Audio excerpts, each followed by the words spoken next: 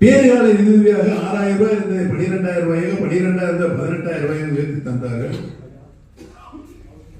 மாணவ செல்வங்கள் நல்ல கல்வியை அந்த மாணவ செல்வங்களுக்கு தந்துவிட்டால் அது அவர்கள் சார்ந்திருந்த குடும்பத்திற்கு படித்து பட்டம் பெற்றுவிட்டால் வேலை வாய்ப்பை உள்நாட்டில் வெளிநாட்டில் தேடிக்கொண்டால் சார்ந்திருந்த குடும்பத்துக்கு ஒரு பொருளாதார நிலை உயர்கின்ற நிலை இருக்கும் என்பதுதான் மாண்புமிகு அம்மா அவர்கள் எண்ணி 16 வகையான கல்வி உபகரணங்களை அவர்கள் கையை தந்து படிக்க வைத்து அதன் காரணமாக தமிழகத்தினுடைய படித்த பட்டதாரின் எண்ணிக்கை தேசிய அளவில் 28% தான் இருந்தது. ஆனால் மாண்புமிகு அம்மாவுடைய காலத்தில் அது 52% உயர்ந்தது என்று சொன்னால் மாண்புமிகு அம்மா ஒரு கல்வி தாயாக இருந்தது. கல்விக்காக இவ்வளவு நிதியை தந்தார்கள். வருடாந்த நம்முடைய மாநிலத்தினுடைய சொந்த நிதி வருவாய் 1.25 லட்சம் கோடியாக இருந்தால் அதில் 1/4 நிதியை கல்வித்துறைக்காக மாண்புமிகு அம்மா 38,000 கோடி ரூபாயை கல்வித்துறை செலவழித்தார். இப்படி சமூக பாதுகாப்பு திட்டங்கள் மக்களுடைய நல்வாழ்வுக்காக இலவச அரிசி திட்டம், பெண்களுக்கு மானிய விலை ஸ்கூட்டி, இப்படி பல திட்டங்கள் சொன்னால் சொல்லிக்கொண்டே போகலாம். சமூக பாதுகாப்பு திட்டங்கள், அந்த பாதுகாப்பு திட்டங்களும் மக்கள் நிறைவான வாழ்க்கையை தங்கள் வாழ்நாள் முழுவதும் அனுபவிக்க வேண்டும் என்று 52% மக்களுக்கு சமூக பாதுகாப்பு திட்டங்கள் மாண்புமிகு அம்மா இப்படி பொற்கால ஆட்சியை மாண்புமிகு அம்மா 16 ஆண்டு காலம் நிறைவாக தந்தார்கள். ஆனால்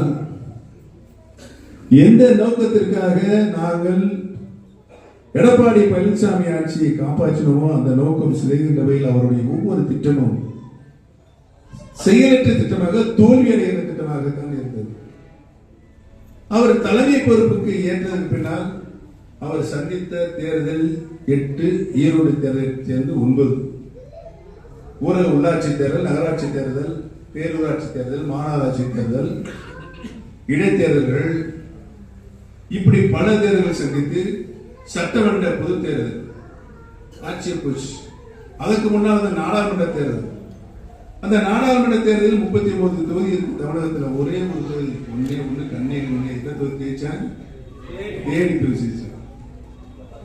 மாண்புமிகு பிரதமர் அவர்கள் தமிழகத்திற்கு 2 முறை 3 முறை வந்தார் தேர்தலுக்கு முன்னால். ஆனால் தேர்தல் அறிவிக்கப்பட்டது தேதி தேர்தலுக்கு தான் வந்தார். அந்த ஜெயிச்சு அந்த தொகுதியில் வெற்றி பெற்றவருக்கு மத்திய அமைச்சர் பதவி கொடுத்து அவராக முடிவு செய்து பாரதிய ஜனதா கட்சியுடைய அதிகாரப்பூர்வமான தொலைக்காட்சியில் பேரு வந்துருச்சு.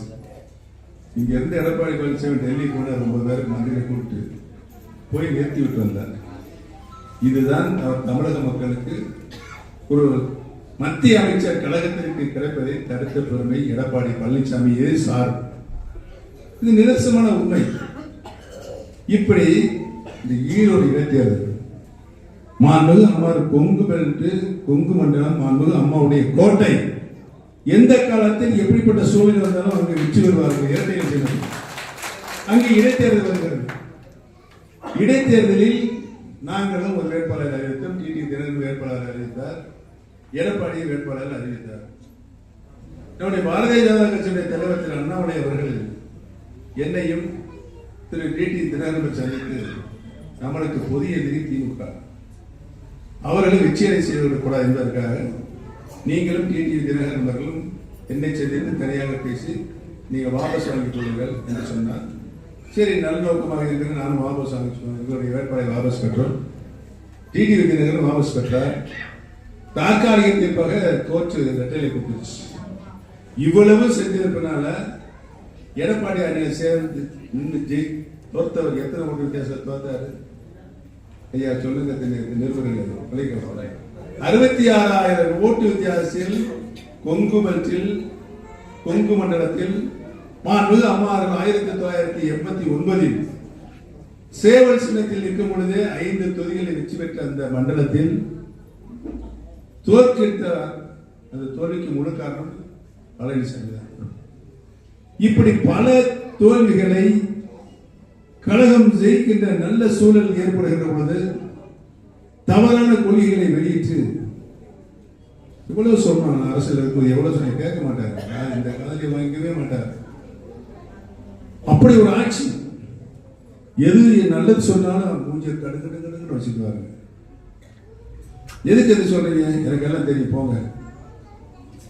நாங்கெல்லாம் போனோம்னா உட்கார வச்சு பேச மாட்டாரு. நாங்க வந்தோன்னு அவர் எதிர்த்துக்கிறாரு. சரி, மரியாதைக்கு எதிர்க்கு நினைச்சா ஒரு வாரத்தை 2 வருஷத்துக்கு போயிட்டு வரீங்களா, நம்ம திரும்ப அனுப்புறதுக்கு அவ்வளவு வேகத்தோட தெரிகிறார்.